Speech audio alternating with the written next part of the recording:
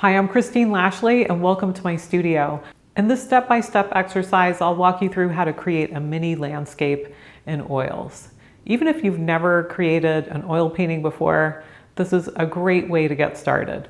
There's a lot of options for oil supplies, but really all that you need to get started is 3 primary colors and a tube of white. In this beginner set, which I happen to have on hand, I've pulled out the phthalo green because that causes so many problems in a landscape. Definitely put that aside to explore with later. The good news is to mix green, all we need is yellow and blue, and sometimes a touch of red, which you'll see in my demo, which is next. Let's take a look.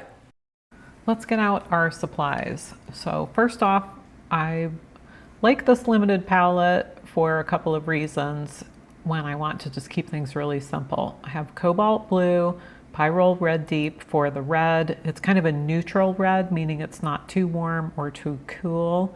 And then I have this permanent yellow light and a good blob of titanium white. These colors are just the basic ones that are offered in the set, and you can explore different ways of having for example, you could add French ultramarine blue instead of cobalt and see what that does for your painting. It's kind of interesting to explore the different types of colors and see how they mix together. And then after using this limited palette, you might decide to try adding a green or try adding an extra yellow. So that could be a great way to have control of your colors and learn how to mix. Okay, what I'm doing here is I'm establishing the dark mass of the trees. You could see the 2 photos for reference. I personally love to work from multiple photos, so I'm stitching these together in my head. And I like the far band of trees. I have made a big blob, but notice what I have not done, which is add any white. So in the beginning stage, don't add white to your darks. With oil, try to establish the core dark of that far mass. And to make that mass, I had mixed all the colors together, including just a touch of that yellow. Now I've switched brushes. Previously I was using the number 4. Now I'm using the number 8 brush, and I'm establishing the sky. In the next steps, the color will migrate a little, and this causes alarm for some people who are trying oil for the first time. It could feel like things are going to get out of control. But I want to encourage you as the painting progresses to you could wipe out with your paper towel and recharge your brush. Make sure you're using enough paint and do knit those edges together. For example, the sky mass is meeting the dark mass, and you can see I'm lifting the brush, recharging, putting the brush back down onto the paper. Usually I paint on panel, and it's a linen panel. It's a tiny bit more responsive, but this oil paper is pretty nice for just a cheap way to experiment with your equipment and try out just some kind of color doodles. This exercise doesn't take that long. So now I have the sky established, and I'm going to infuse in on the upper edge a bit of the darker blue. The top edge of the sky is a bit darker. I'm considering adding a cloud, but when I'm building an oil painting, I try to put in one mass, such as the dark trees. I know the trees are varied. I know there's a lot of detail, so I just picked that dark shape to establish it. And next was the light or medium range tone of that sky area. Next, I want to put in that far hillside. So notice how I've mixed the wet paint. This is called wet and wet. When you have a previous layer and you intermix the paint into, like you infuse that paint into that band of color in the back. And that's pretty fun. You can change things. I could have left that a tree mass, but I decided to make that kind of a distant mountain. Now I'm considering adding clouds. The paper is allowing the paint to lift up a bit and show that previous dark, but by having the brush almost lying flat on the paper panel, what I could do is just have that be more in control and have that be stacked colors. So this has already had 3 passes of paint on it, and it's good to practice that in addition to working with your limited colors. And next I want to build this tan color for, is it a wheat field? Is it going to be sunflowers? I was mostly just thinking about having this be a lighter color. So I'm not thinking of flowers at this point. That's a detail that does not need to be rendered.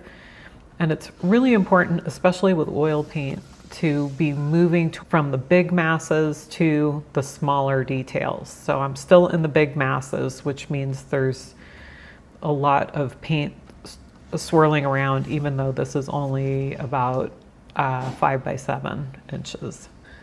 I'm just migrating the paint over a bit so I have more room to mix. I'm extending the painting down. I've shifted from the number 4 brush for the trees to the number 8 brush for the sky.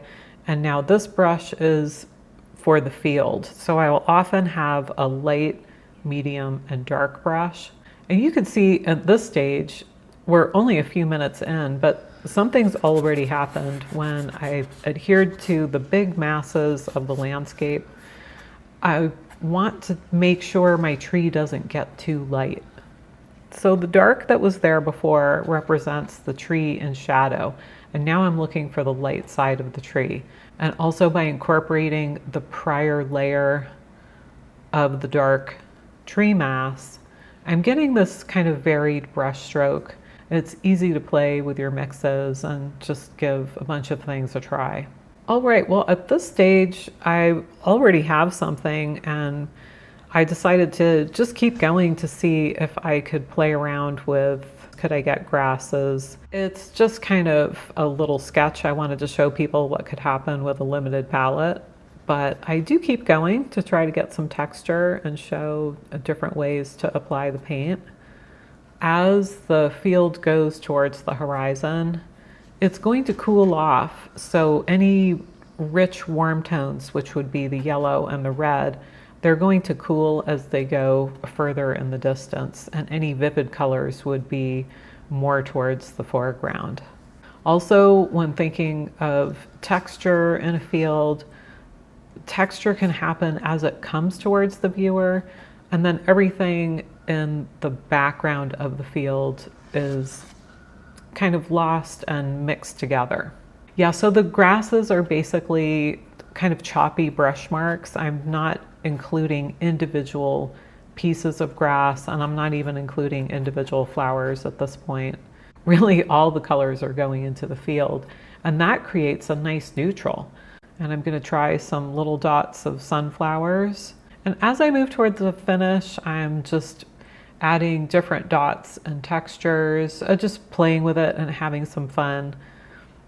It's really liberating when there's no end goal and you just have things that you're trying out, because the more you experiment and the more things intermix, the fresher it gets. And I find that clients really like it when paint is thick and dots of color are happening and they can see the texture of the paint. Even though I'm starting to add some smaller details, the important components of this painting are establishing that dark horizon line first, where the trees are kind of all strung in a line there. And because I am allowing myself to play with the field and the texture and the grass and describing the flowers, the trees have taken on a secondary role. Limited palette, exploring the colors, and that was fun. I prepared this video for viewers who were saying they wanted to learn a little bit more about painting trees and grasses. I like to make paintings like this on location myself, so don't think it's just for beginners. Even intermediate and advanced artists can learn from just playing with your equipment for only a few minutes. Do drop a comment below about some beginner exercises that you might have, or if you've gone back as an intermediate and advanced artist to doing simple studies to learn more about your paints in the field. Remember, you only need 3 colors to begin with, and you can pick between all the different varieties of paint. There's different types of yellow, red, and blue. So give those a try and see how they intermix and what you can learn. Do like and subscribe, as it helps my new YouTube channel to grow. So thanks for tuning in, and until next time, happy painting.